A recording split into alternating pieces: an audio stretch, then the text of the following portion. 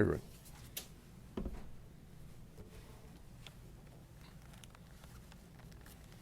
Okay,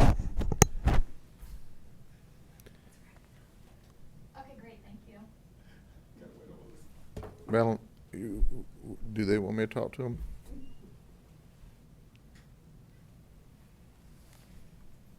Is that the boss? How are y'all doing today? Okay. Okay, thank you so very much. Okay, talk to you soon, bye-bye.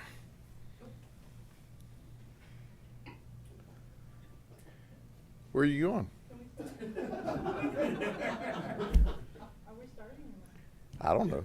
Are y'all ready? We're ready. We're ready. Got it. All right. Here's the deal. I told you last week that we would brief you this week on what I consider a horrible event. And quite frankly, because of a concerned parent and deputies who immediately responded and started this investigation, we saved an 8-year-old from being successfully driven to a sexual predator in Tucson, Arizona. And here's what occurred. On July the 31st, a 13-year-old child was discovered as a runaway.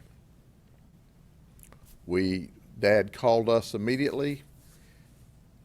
We considered her an endangered runaway because of some mental health conditions. And we located on her device that she had been communicating with a person from Tucson, Arizona. She was to leave that afternoon on a Greyhound bus and arrive on August the 2nd at about 1:50 their time, where she was going to meet up with this sexual predator. We found her. She is currently residing in Peace River Mental Health Center. She is safe. But our deputies and detectives started the investigation that moment. We took over, after interviewing her, we took over her account, where we found out that she had obtained this bus ticket in the suspect's name, and he not only groomed her online, but he told her how to steal her grandmother's identity so that she could buy the ticket, which cost about $200. So first I want to show you Kevin Dock. Kevin Dock met this young lady online in a role play room. Now, Kevin Dock lives in Tucson, Arizona, with or a suburb of Tucson, with his mother, his father, and his wife. That's right, they're all in the same house. And while he's online, he bumps into our 13-year-old victim, who he knows is 13 years of age, and he introduces himself as the Night Wolf. Well, I'd call him the Night Kitty myself, but he calls himself the Night Wolf. You know, something's just wrong with a man sitting in a bed with 2 cats eating vanilla ice cream. That just ain't right. That's weird. We know he's a predator, and we also know that he's weird. So we send our detectives out, and we're continuing our undercover. We fly our detectives out, where we're met by law enforcement officers from the Tucson Police Department and Oro, I think it's Oro, O-R-O, where we actually serve the search warrant. That's the suburb. That's another police department. I want to stop to tell you that they were remarkably helpful to us. They're also conducting a criminal investigation now on their end of this event. So Kevin meets this young lady online. He grooms her, which is the normal protocol. He says very nasty, vile things to her. She says nasty, vile things back. And then he tells her these magic words, "I want you to be my sex slave." So we determine online, do you want us to be your real world sex slave, or is this role play? No, I want you to be my real world sex slave.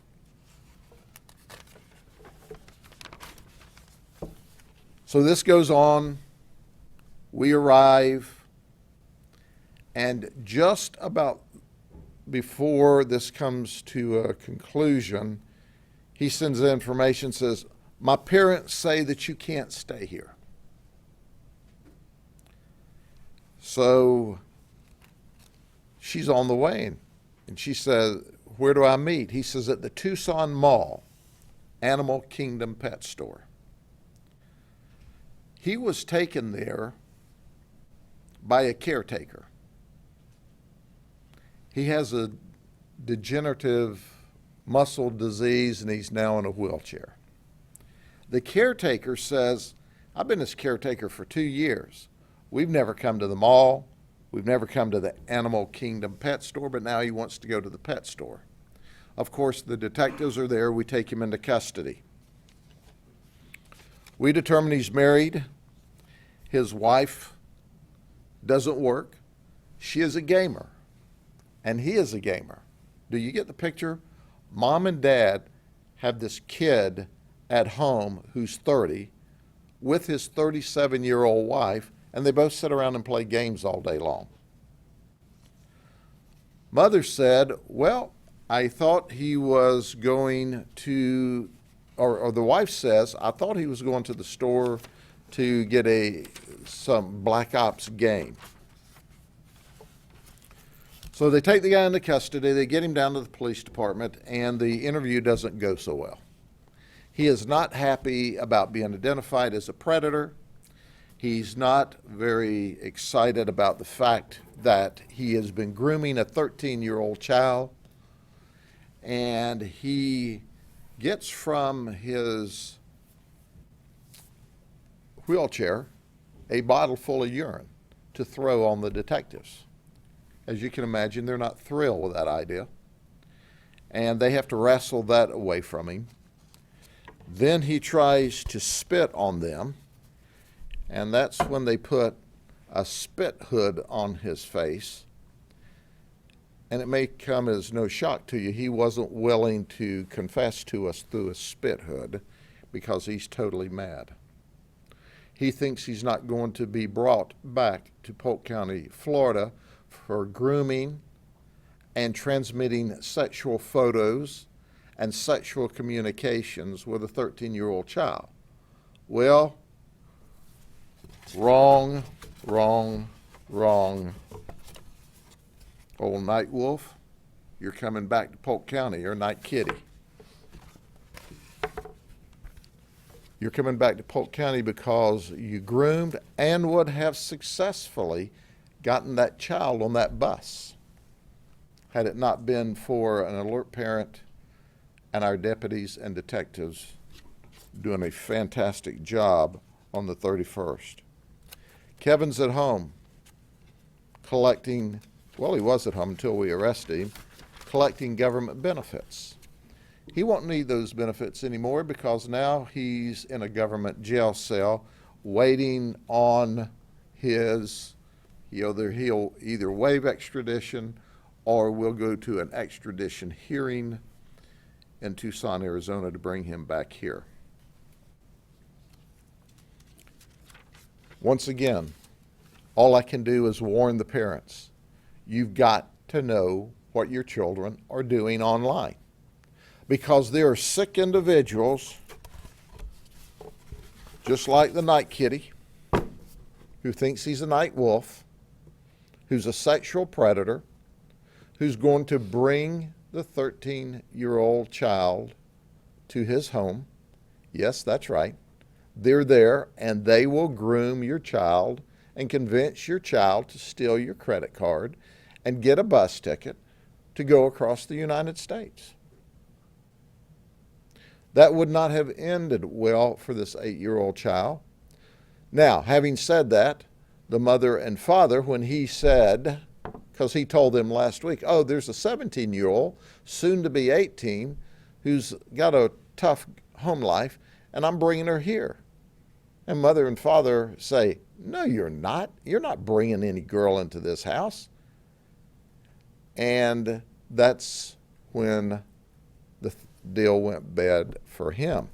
However, mom is protecting him, because as this starts to unravel, as the detectives are going to the house with a search warrant, mom sent a text to the old night kitty and said, stop whatever you're doing. This is a sordid tale of a deviant after children. And parents, make no mistake, they will get to your children. She was just a very few hours, our victim, our 13-year-old victim, from being on a bus to Tucson, Arizona, to be with the night wolf that I think is the night kitty. Any questions? What particularly alarmed the parents to make them call deputies? Because the child ran away, he went to look for her. He takes her every morning to Davenport to some relative's house, and she wasn't there. And she notified us. We found her. We immediately went to the device, and we opened it up, and we go, oh my goodness, this is really frightening. So when you say you went to the device, Our detectives did. yeah, did they need any kind of special tools to get in there and see what was going on? Is it something that if the parents had just simply looked, they would have found? No, we didn't need any special tools. And the parents worked with us, quite frankly, and the parents are still working with us. So And the daughter now is working with us, by the way. I guess the question is, for other parents, if they simply said every day I get to look at what's on your phone, maybe they'd see things. Well, there's also apps that parents can subscribe to so they can see what their children are doing online real time. But think about this. This is a 13-year-old child who has mental health issues, who goes on to role play, and she blends role play and reality. This sexual predator takes advantage of that. And he does this role play, then he immediately starts talking this, excuse me, he immediately starts talking this very filthy talk to her. And then says, I want you as my sex slave. Excuse me. But what really frightens us is how easy this was for this 13-year-old, and how he took her and he blended this world together. So was there some app that she went to? She went roleplay.me, I believe. And at what point did your detectives take the place of the girl and start communicating? At the residence that day at the residence. And because she was getting on the bus. And so by the time she gets the note back saying, my parents said you can't stay with us, we say, well, we're already on the bus. And so we communicate with them, and of course, the appointed day that the bus is supposed to arrive, he shows up at this mall that he's not been to in the last 2 years, at a store he's not been to in the last 2 years, and he's met instead of by this 13-year-old child, which he still went to meet, even though the parents said, you can't meet, you're not bringing anyone home. He still went there to meet her. with a caretaker, and the caretaker is oblivious, doesn't know what's going on. But there, he determined that the 13-year-old wasn't a 13-year-old, but in fact was detectives from Polk County, Florida Sheriff's Office and the Tucson Police Department.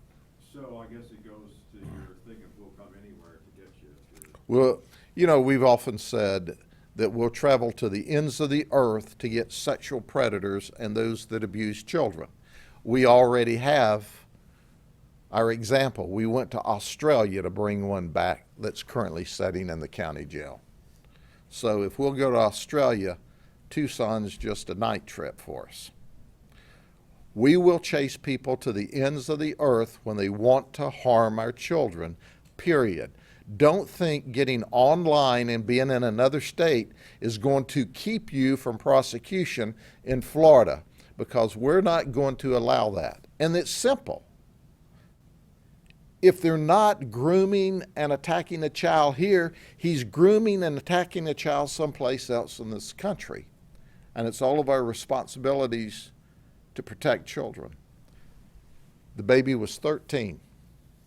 To us adults, that was the baby. She had issues. She was on a role play room.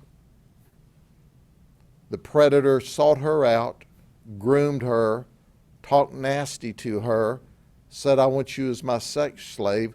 We went back and communicated in her place. Is this role play or for real? No, this is for real. Well, let me tell you something, old night kitty. You're in the county jail, and that's for real too. And that's for real for a long time. Sheriff, we know it's early on. Do you think there's other victims that he was doing this to as well? Certainly that's going to be part of the investigation that I'm confident that will be taking place by the Tucson Police Department, and we'll be working with them as well. We've got the devices that he used, but you've got to see vision this environment. There's mom and dad, and then you got this 30-year-old kid with this 37-year-old wife, and they sit around and play games all day. They're gamers. It's like, what kind of life is that? What were they able to find in his devices at his house? They're still searching, but what we did was we confirmed the communication that we had on her device on this end. So it said in the press release that you're getting him first because they don't have local charges there yet, they're gonna wait. They're just now beginning their investigation. So you'll get him first. We're getting him first. And our goal is to send him to prison for a very long time without a urine bottle to throw at us. Will your deputies bring him back, or will he come back to the service? We have a transport service that will bring him back. He'll have the opportunity to ride a van all the way back from Tucson, Arizona. It will be a memorable trip because With many stops. with many stops. It's not like getting on a plane and 3 hours later, 3.5 hours later, you're here. When you ride the van,